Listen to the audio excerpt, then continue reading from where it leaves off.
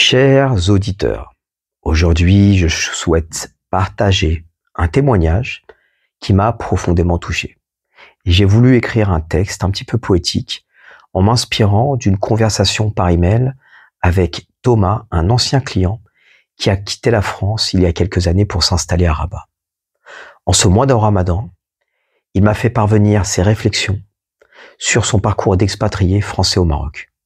Et je vais tenter ici, dans cet audio, de retranscrire l'esprit de son récit, car ces mots résonnent comme une invitation au voyage intérieur, bien au-delà du simple déplacement géographique.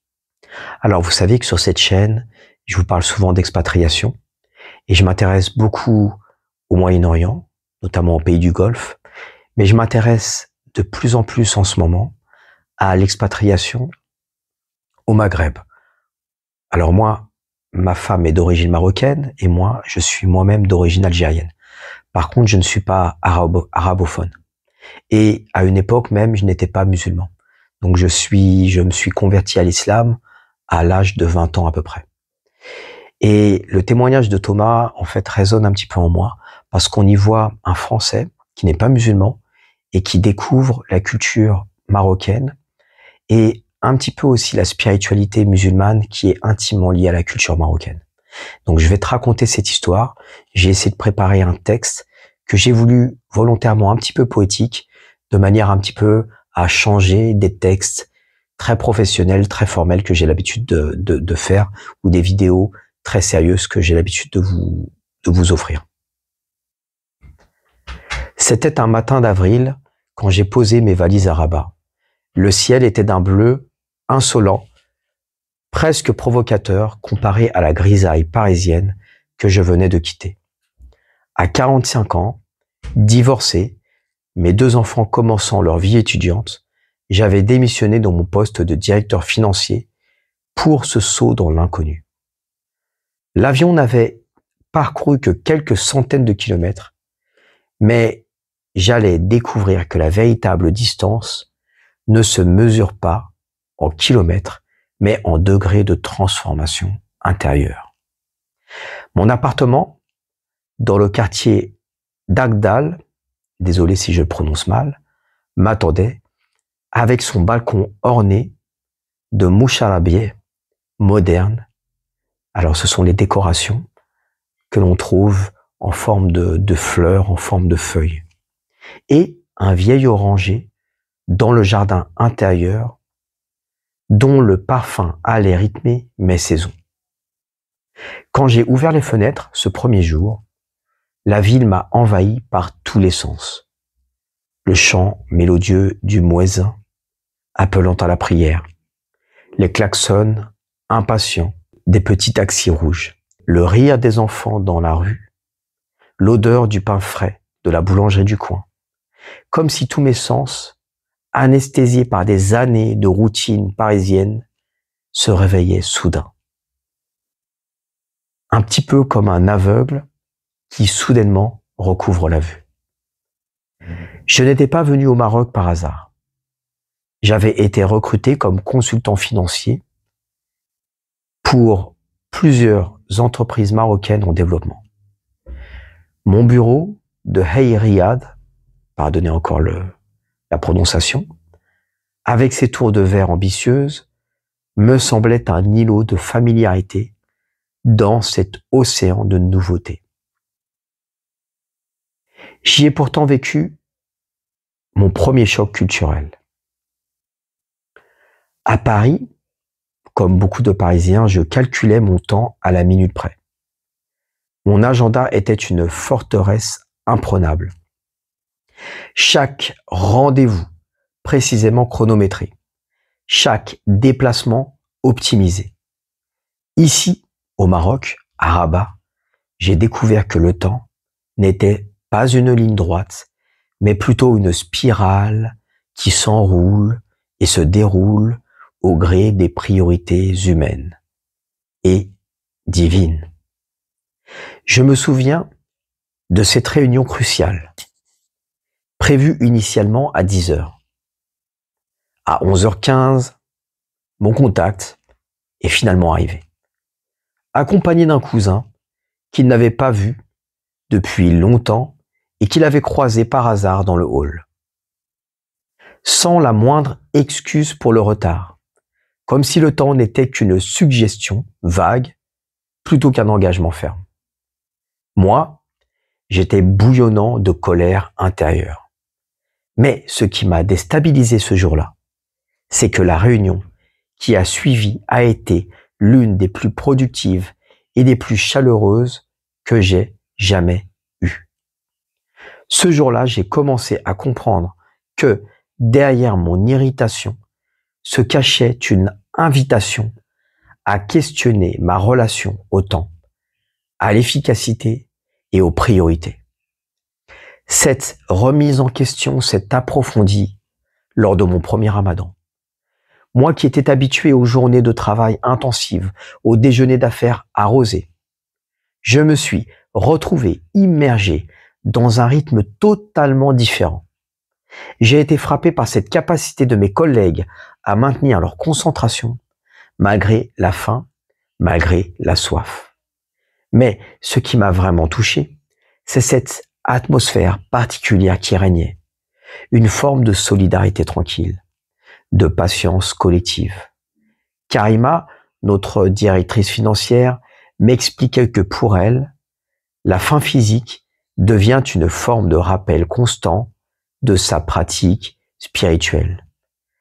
Chaque fois que mon estomac gronde, me dit-elle, c'est comme si mon cœur me rappelait à l'essentiel, au-delà du matériel. Cette dimension spirituelle, voilà ce que j'ai mis du temps à percevoir. Mais moi qui arrivais d'une France où la laïcité a parfois tourné à l'évacuation systématique du sacré, je redécouvrais une force invisible qui entoure les musulmans durant le mois de Ramadan. Les week-ends, je me perdais dans la Médina de Rabat, moins touristique que celle de Marrakech, plus authentique aussi peut-être. Elle est devenue mon école sensorielle. À Paris, je marchais dans la rue sans rien voir, comme des milliers de travailleurs, les yeux rivés sur mon smartphone. Ici, c'était impossible. La Médina exigeait ma présence totale. Les étals de fruits, où les grenades écarlates côtoient les figues violettes et les oranges dorées. L'odeur entêtante du cumin et du safran qui s'échappe de petits magasins d'épices, où les monticules colorés s'élèvent comme des dunes miniatures. Le contact rugueux des tapis berbères que les marchands déplient devant vous avec un geste théâtral. Le goût incomparable d'un thé à la menthe, servi brûlant, dans un verre orné de motifs dorés, accompagné de ces petites pâtisseries au miel et aux amandes qui fondent dans la bouche. Un jour, j'étais assis dans une petite place ombragée de la Médina, savourant mon thé. Un vieil homme s'est approché et m'a demandé en français s'il pouvait s'asseoir à côté de moi. Il était ailleurs depuis une 50aine d'années, avait habillé les pères et maintenant les fils. Nous avons parlé pendant 2 heures, de tout, de rien. Il m'a raconté comment Rabat avait changé, comment les traditions se transformaient et pourtant ne mouraient jamais. À Paris, je n'avais pas parlé à un inconnu depuis... Je ne m'en souvenais même plus. Dans mon immeuble d'Agdal aussi, ma vision des relations sociales s'est complètement métamorphosée. À Paris, je connaissais à peine mes voisins. Un hochement de tête dans l'ascenseur, tout au plus. Ici, j'ai découvert ce que signifiait réellement le mot voisinage. Fatima, la femme du 2e étage, a commencé à m'apporter des plats faits maison quand elle a appris que je vivais seul. Son couscous aux carottes fondantes et aux pois chiches parfaitement épicés est devenu un rituel hebdomadaire. Puis il y a Mohamed, le concierge de l'immeuble, qui s'est proposé de m'apprendre l'arabe dialectal, nos leçons informelles le soir sur la terrasse de l'immeuble, sous un ciel étoilé que la pollution lumineuse de Paris ne m'avait jamais permis vraiment de contempler. Un soir de janvier, j'ai eu un grave problème de plomberie. Une conduite a éclaté, inondant une partie de mon appartement. J'étais paniqué. Je me souvenais qu'à Paris, il aurait fallu appeler un plombier, attendre peut-être une journée entière et payer une fortune. Alors j'étais un peu paniqué. Je suis donc allé voir Mohamed. Et en moins d'une heure, ce dernier a mobilisé son cousin plombier. Un voisin du 5e étage a apporté ses outils. Un autre du premier étage est venu aider à éponger l'eau. Et le problème a été réglé en 2 heures.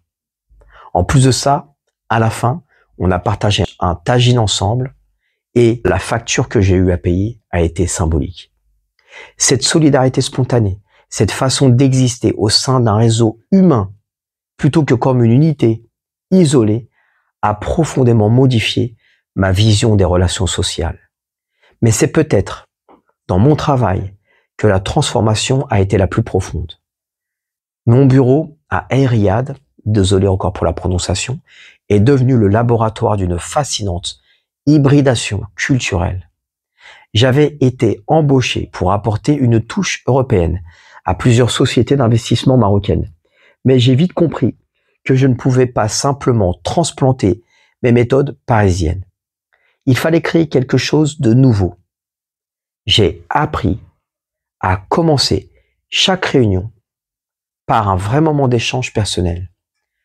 Pas le small talk artificiel qu'on pratique en Europe, mais un intérêt sincère pour la famille, la santé, les préoccupations de chacun. Ces 15 minutes perdues, on vous dira en France, nous faisaient en réalité gagner un temps précieux, car elles établissaient une confiance que 1000 emails ne pourraient jamais créer. Cette année, c'est mon 4e Ramadan à Rabat et il se déroule dans une atmosphère que je comprends désormais de l'intérieur. J'ai même décidé d'expérimenter le jeûne pendant quelques jours. Non pas par conviction religieuse, mais par désir de partager cette expérience qui rythme la vie de tous ceux qui m'entourent. Hier soir, j'ai donc été invité à l'iftar chez Youssef, un collègue devenu ami. Sa famille habite une belle maison traditionnelle, rénovée dans le quartier de l'Océan, avec ce patio central où le figuier projette des ombres dansantes sur le mur de zélige bleu et blanc. Quand le muezzin a lancé l'appel du Maghreb depuis la mosquée voisine, j'ai senti une vague d'émotion parcourir la pièce. Youssef a rompu son jeûne avec une date et une gorgée d'eau, prononçant doucement le mot Bismillah. Ce moment simple contenait une intensité que je peine à décrire, comme si le temps s'était suspendu pour laisser place à la gratitude pure. Youssef m'a expliqué que pour lui, au-delà du jeûne physique, le Ramadan est un exercice de conscience. Nous privons notre corps pour nourrir notre âme, m'a-t-il dit. Nous apprenons à maîtriser nos désirs les plus basiques pour nous rappeler que nous sommes plus que nos appétits. C'est une liberté paradoxale que de s'imposer cette discipline. Sa fille, Zeynep, étudiante en médecine, a ajouté une perspective que je n'avais jamais entendue. Le Ramadan nous place tous, riches et pauvres, dans la même situation de faim et de soif. C'est une expérience d'égalité, d'empathie, vécue et non théorique. Ce qui m'a frappé, c'est que chacun vivait sa spiritualité de façon personnelle, intime. Pas de dogmatisme, pas d'ostentation, juste cette conviction tranquille que l'invisible apporte autant que le visible. Cette spiritualité vécue au quotidien a même transformé radicalement ma vision du management. À Paris, j'étais ce directeur financier cartésien, focalisé sur les chiffres, les KPIs, les objectifs trimestriels. Je séparais hermétiquement le professionnel du personnel, considérant toute intrusion de la spiritualité ou des émotions comme un manque de professionnalisme. Ici, j'ai découvert que cette séparation est non seulement totalement artificielle, mais en plus contre-productive. Au contact de mes collègues musulmans, j'ai compris que l'être humain est un tout indivisible. Sa spiritualité n'est pas un compartiment étanche qu'il laisse au vestiaire en arrivant au bureau. Elle informe ses décisions, ses relations, sa vision du monde. Je me souviens d'un projet d'investissement important qui aurait généré des profits substantiels. Les chiffres étaient excellents, le business plan solide. Pourtant, lors d'une réunion, Karim, notre directeur juridique, a soulevé une question inattendue. Ce projet est-il vraiment bénéfique pour la communauté? Il ne parlait pas des retombées économiques. Il se posait la question d'un point de vue éthique. Est-ce que ce projet correspond vraiment à ce que nous voulons en tant que musulmans? Nous avons donc été obligés de repenser entièrement le projet, sacrifiant une partie de la rentabilité pour intégrer des composantes sociales plus fortes. Et ce projet, certes moins rentable sur le papier, s'est avéré pourtant être notre plus grand succès, précisément parce qu'il résonnait avec les valeurs profondes de toutes les parties prenantes. Il y a quelque chose de magique dans cette expérience. Comme si effectivement, comme le disent les musulmans, ce projet avait été entouré par la baraka de Dieu. Cette expérience m'a enseigné que la spiritualité, loin d'être un handicap dans le monde des affaires, peut être une boussole éthique précieuse. Hier soir, après l'iftar, j'étais sur ma terrasse. La ville s'était réveillée après la rupture du jeûne. Dans les rues en contrebas, des familles se promenaient dans la fraîcheur du soir. Des enfants jouaient sous les lampadaires. Des cafés avaient installé leur table à l'extérieur et le parfum du thé à la menthe se mêlait aux douces volutes des arômes et des fleurs qui entourent les terrasses. Dans cette ambiance, j'ai ressenti ce sentiment rare d'être exactement là où je devais être. Pas comme un touriste, pas même comme un expatrié, mais comme quelqu'un qui participe à sa manière à la respiration de cette ville. Quand je regarde en arrière, vers ce Français que j'étais il y a 4 ans, je mesure à quel point Thomas a parcouru énormément de chemin. Je n'ai pas renié mes racines. Je ne me suis pas converti, en tout cas pas encore. Je n'ai pas changé de camp, comme diraient certains. J'ai simplement élargi mon champ de perception, ajouté de nouvelles fréquences à mon spectre de la compréhension du monde. L'expatriation a été pour moi comme ces miroirs d'eau calme qu'on trouve dans les riads marocains. Une surface qui ne se contente pas de refléter notre image, mais qui reflète aussi les étoiles au-dessus de nos têtes. Voilà, je vais m'arrêter, chers auditeurs. On arrive à peu près à 20 minutes. J'espère que ce témoignage de Thomas et j'espère que ces mots, en tout cas, vous auront inspiré, vous auront peut-être motivé, auront résonné en vous. Si vous aussi vous ressentez cet appel vers un ailleurs qui pourrait devenir un autre ici, sachez que l'aventure de l'expatriation n'est pas que réservée aux autres. Elle vous attend avec ses défis bien réels, mais aussi ses trésors inestimables. Vous le savez, dans mes formations, notamment Golf Expat pour le moment, et j'espère pouvoir faire, pourquoi pas, Maroc Expat, Algérie Expat, j'aborde tous les aspects pratiques d'une installation dans le Golfe, mais aussi ses dimensions les plus subtiles, ces dimensions dont Thomas parle si éloquemment, cette alchimie intérieure qui transforme l'expatriation d'un simple changement d'adresse en une odyssée personnelle. Comme l'écrivait le poète Rumi, ce que tu cherches te cherche également. Peut-être qu'un autre rivage vous attend, non pas pour fuir, mais pour vous retrouver. Allez, à très bientôt, encore une fois. Si tu aimes ce type de vidéo, dis-le moi dans les commentaires. Dis-le moi par des likes et dis-le moi en partageant cette vidéo et abonne-toi à ma newsletter légendaire. Ciao et que la paix soit sur toi.